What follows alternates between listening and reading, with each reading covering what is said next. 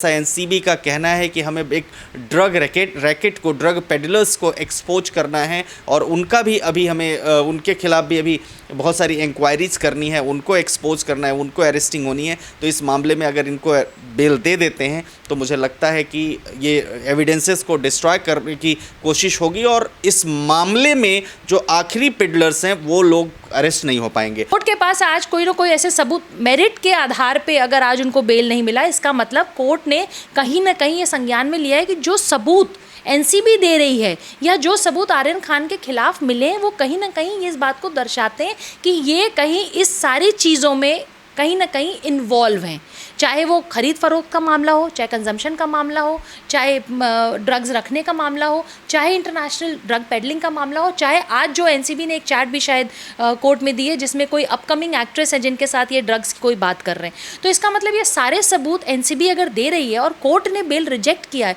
तो सबूत आपके खिलाफ हैं। देखिए, मुश्किल कुछ नहीं होता है। बेल किसी भी मैटर में अदालत डिसाइड करती है, अदालत देखती है कि मेरे पास वो प्रोसिक्यूशन के पास एविडेंसेस किसी मामले को प्रूफ करने के लिए हैं तो बेल नहीं देती है, और ऐसा लगता है कि जो एविडेंसेस हैं वो नहीं हैं तो बेल देती है। इस केस में ऐसा नहीं है कि बेल नहीं दी जा सकती है, अदालत के विवेक पर निर्भर करता है। अदालतों को पूरी पावर होती है। हाँ, एक बात ज़रूर ये देखना होता है कि ये स्पेशल लॉ है, पार्लियामेंट ने पास किया है, स्ट्रिंजेंट प्रोविजंस हैं। उन प्रोविजंस में जैसा एनसीबी का कहना है कि हमें एक ड्रग रैकेट को, ड्रग पेडलर्स को एक्सपोज करना है और उनका भी अभी हमें उनके खिलाफ भी अभी बहुत सारी इंक्वायरीज करनी है, उनको एक्सपोज करना है, उनको अरेस्टिंग होनी है। तो इस मामले में अगर इनको बेल दे देते हैं तो मुझे लगता है कि ये एविडेंसेस को डिस्ट्रॉय करने की कोशिश होगी और इस मामले में जो आखिरी पेडलर्स हैं वो लोग अरेस्ट नहीं हो पाएंगे। ये एक विषय है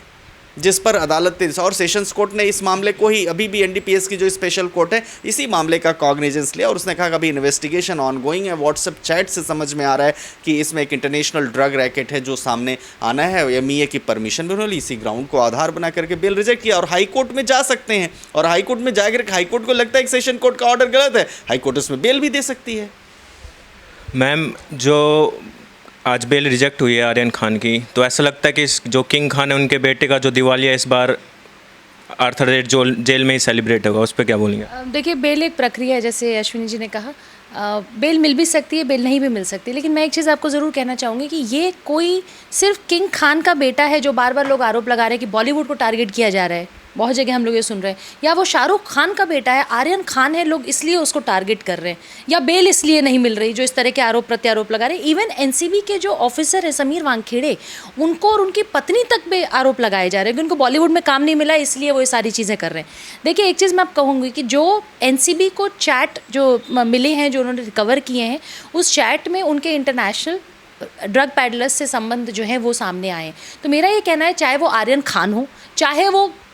कुछ भी हो, वो कोई बादशाह का बेटा होता है या कोई नॉर्मल व्यक्ति होता है, पॉलिटिशियन का बेटा होता है, बिजनेसमैन का बेटा होता, ये देश के लिए, समाज के लिए घातक है। मैं बार बार हमेशा कहती आई हूँ, नार्को टेररिज्म इस देश के लिए खतरा है, आने वाले समय में युवाओं के लिए खतरा है। ये आज ही ऐसी आने वाली नस्लों को ख़राब करने के लिए आज हमारी जड़ों में ड्रग्स डाला जा रहा है। जो लोग बार बार ये कहते हैं कि आर्यन खान, इतने लोग पकड़े गए, सिर्फ आर्यन खान को क्यों टारगेट किया जा रहा है, जब आप खुद ये बात एनसीबी के दफ्तर में कहते हैं कि मैं वहाँ पे वीआईपी के तौर पे बुलाया गया, तो अगर आप वीआईपी के तौर पे जाते हैं और आप इस बात का लाइमलाइट लेते हैं, तो अगर कोई नुकसान है, फेम मिलेगा तो डिफेम भी आपको ही मिलेगा, नुकसान भी आपको ही मिलेगा। तो बार बार लोग आर्यन खान पे जो बात कर रहे हैं वो बहुत बड़ा कारण ये भी है कि आर्यन खान के थ्रू बहुत बड़ा इंटरनेशनल ड्रग पेडलिंग जो एक जो गिरोह चल रहा है, शायद उसका भी पर्दाफाश इस बार हो, और हो सकता है कि जेल में ही उनकी दिवाली मले, कोई बड़ी बात नहीं है। कल हाईकोर्ट क्या करता है, उनकी कानूनी प्रक्रिया क्या होगी, वो कल डिसाइड होगा।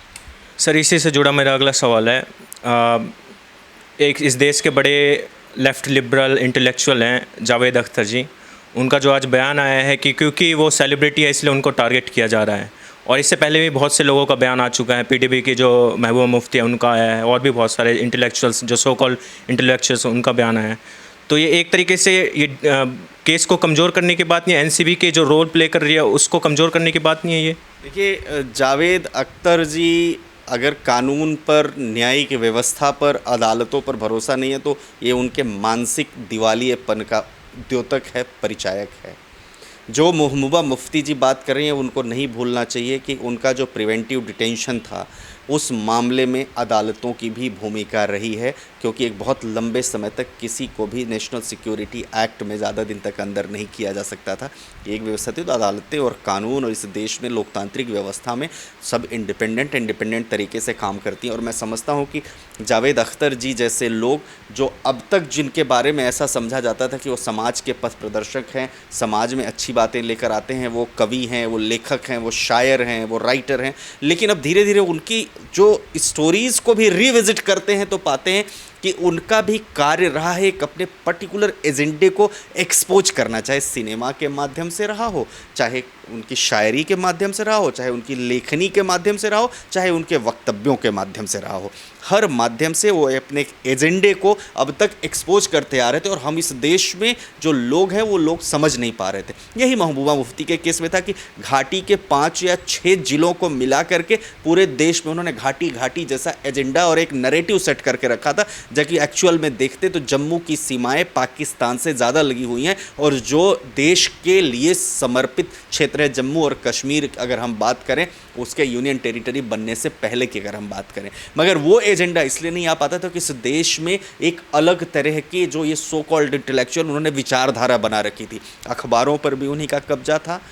इलेक्ट्रॉनिक्स मीडिया पर भी उन्हीं का कब्जा था, लिखने पर भी उन्हीं का कब्जा था, पढ़ना क्या है, जनता को क्या पढ़ाना है, इस पर भी उन्हीं का कब्जा था, और साथ ही साथ इतिहास क्या है, कहाँ से शुरू होता है, उसके पहले दुनिया गोल है या चपटी है उससे मतलब नहीं था। 500-600 साल से पहले का इतिहास कुछ बताते नहीं। तो ये एक व्यवस्था थी जो कहीं ना कहीं धीरे धीरे लोगों के रियल इस देश के रहने वाले जिन्होंने इतिहास पढ़ा उनका जब समय आया तो बिलबिला रहे एक्सपोजर है। मैं समझता हूँ कि ये उनकी जो टिप्पणी है, ये टिप्पणी एनसीबी पर नहीं है, ये उनकी टिप्पणी अदालत पर है। और मैं यह जानना चाहता हूँ कि अगर शाहरुख खान या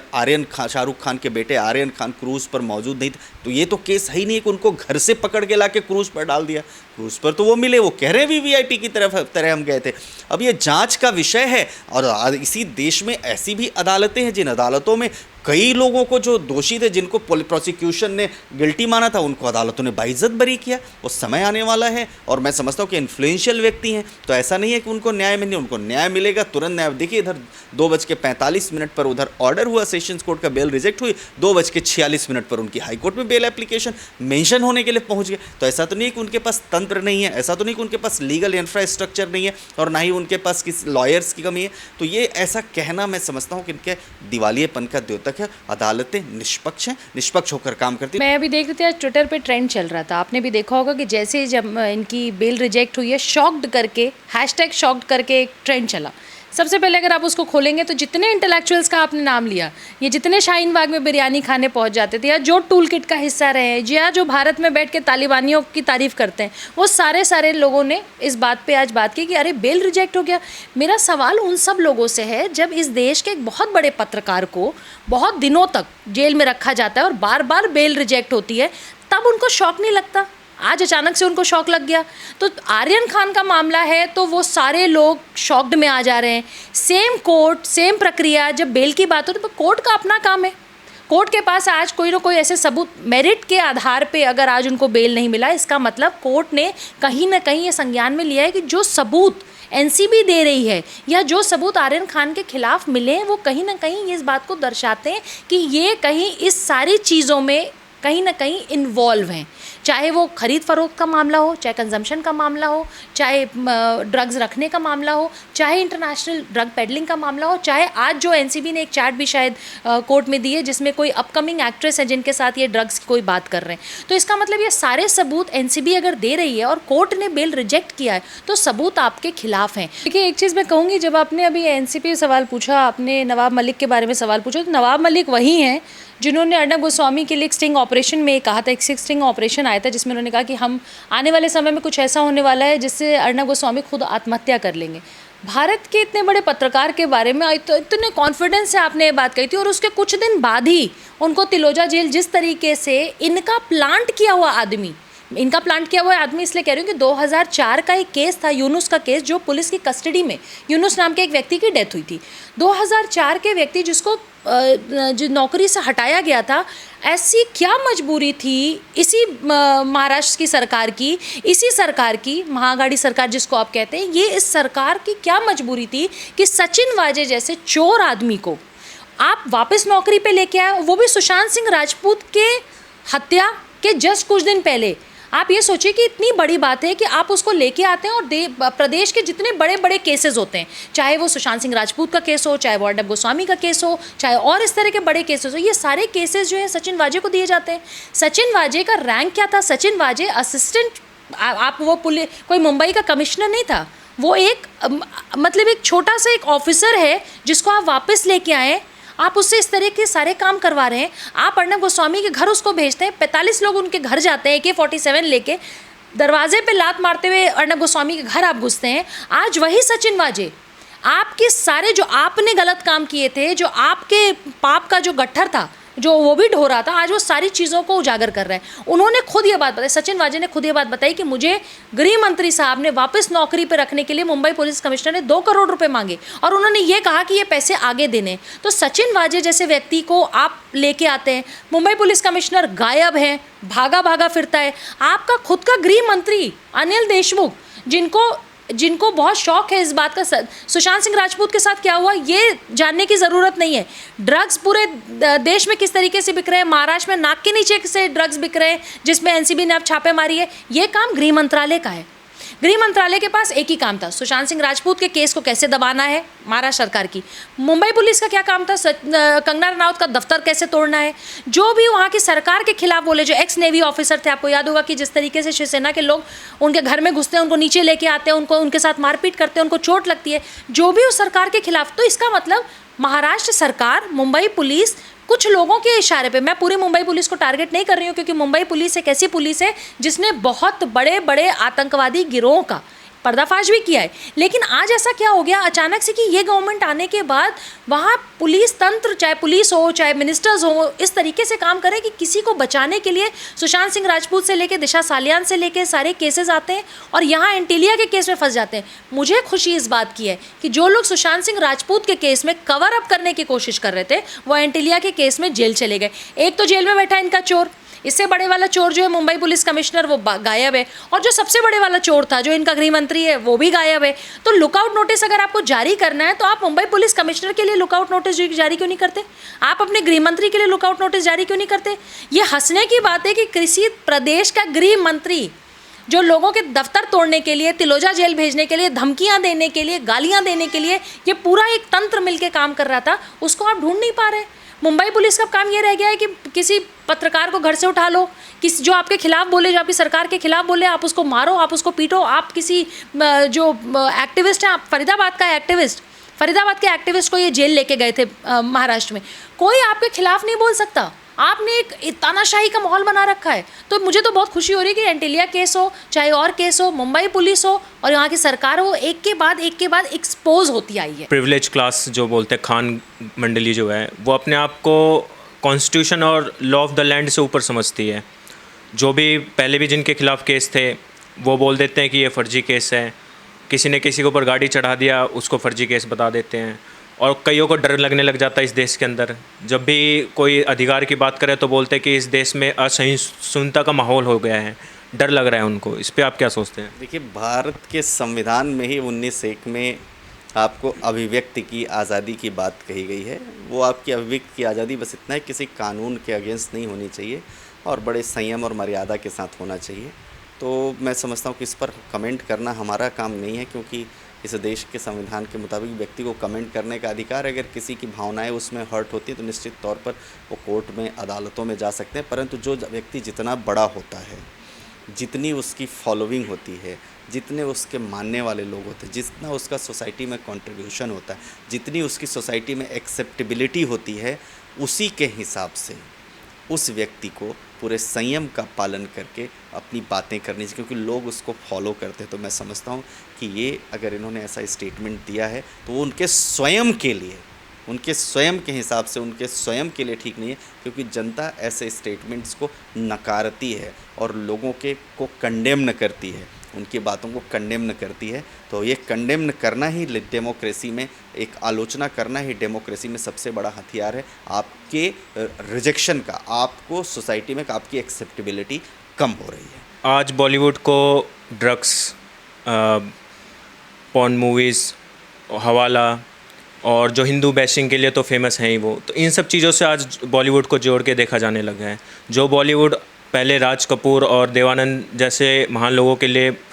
जाना जाता था, आज इन जैसे विषयों पे जाना लगा है। तो ये किस तरफ जा रहा है बॉलीवुड आज? देखिए, अभी दिवाली आने वाली है और मैं 2 दिन से देख रही हूँ कि बॉलीवुड के लोग और कुछ क्रिकेट के भी बहुत बड़े लोग दिवाली पे ज्ञान देने लगे हैं कि दिवाली पे आपको पटाखे नहीं फोड़ने हैं, दिवाली पे आपको ये नहीं करना, होली पे आपको पानी का इस्तेमाल नहीं करना। जितने भी त्यौहार हमारे भारत के हैं, जो भारतीय संस्कृति से जुड़े हुए हैं, जो हमारे हिंदुओं के त्यौहार हैं, हिंदू देवी देवताओं का जो ये इस तरीके से OTT प्लेटफॉर्म पर मजाक उड़ाते हैं, मेरा उनसे सिर्फ एक चीज़ कहना है कि जब तुम ड्रग्स से नहीं मरते हो, जब आप सारे लोग ड्रग्स ले रहे हैं बहुत बड़े पैमाने पे, आपकी जनरेशन तो जनरेशन, अब ये दूसरी जनरेशन, आर्यन खान जैसे लोग, जब वो भी चरस गांजा ले रहे हैं, MDMA की टैबलेट्स ले रहे हैं, हशीश ले रहे हैं, कोकीन ले रहे हैं, जब आप उससे नहीं मर रहे हैं तो आप ये दिवाली पे ज्ञान क्यों देते हैं? और अब आपका मुंह है, बॉलीवुड का क्या वो चेहरा रह गया है, उनका मुंह रह गया है कि वो हमें ज्ञान दें इस बात पे कि हमें दिवाली कैसे मनानी है, हमें होली कैसे मनानी है। ऑनलाइन क्लासेस में आप अपने बच्चों को यहाँ पढ़ाइए, वहाँ पढ़ाइए। मैं तो ये कह रही हूँ कि जितने भी इस तरह के, जो आपने गैंग्स का नाम लिया है, जो ब्रांड इंडोर्समेंट करते हैं, मैं जनता से भी कहना चाहूँगी, जब आप इनके द्वारा जो इन्होंने विज्ञापन किए, जब इनका ब्रांड इंडोर्समेंट, उन कंपनियों की भी हालत ख़राब होनी चाहिए। उनको भी ये सोचना चाहिए कि भारत में ऐसा कोई हीरो हीरोइन जो भारतीय सभ्यता संस्कृति के खिलाफ बोलता हो, जो ड्रग्स को प्रमोट करने की बात करता हो, जो अश्लीलता परोसता हो, जो OTT प्लेटफॉर्म पे देवी देवताओं को गालियाँ देने का काम करता हो, ऐसे सब लोगों को, जनता को भी बायकॉट करना पड़ेगा। प्लस बड़ी ब्रांड्स की कंपनी को भी इसको आप पूरी तरीके से, इसको इस तरीके से डिक्लाइन करना पड़ेगा कि कल इन लोगों की दोबारा हिम्मत ना हो कि भारत के खिलाफ बोलने वाले लोगों को किसी भी तरीके से प्रमोट किया जाए।